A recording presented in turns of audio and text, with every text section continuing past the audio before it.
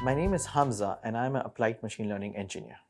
I love building models, I love building large-scale systems, and that is exactly what I do at work. It's a form of art for me that you get to create something from scratch that does not exist, and you put it into production and it is used by about 100 million users. The scope of my work is to build, maintain, and productionalize large-scale models. So Python is pretty much the central theme of my job. Python is a programming language which helps you manipulate data, which helps you build models, and you can use it to create production level models and softwares.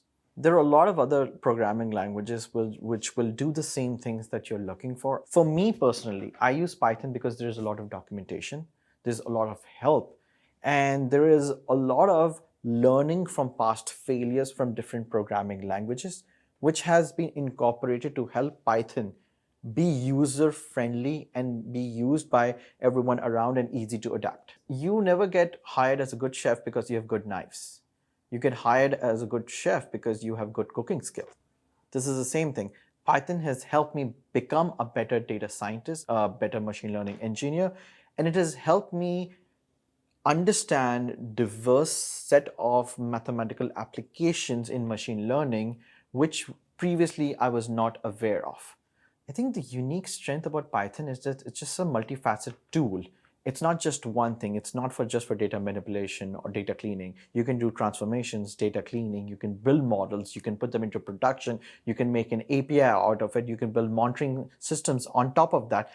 Those are the strengths of Python that makes you a sort of master of all in when it comes to data science. The one most important thing that when you do an online course or you're studying anything is that learning is not linear. There's a very steep curve and then eventually you just get to the aha moment. The thing is that in the first 2 weeks when you're doing a certain course, you might be like, okay, this is not making sense and it's not working for me and it's not doing what I'm looking for.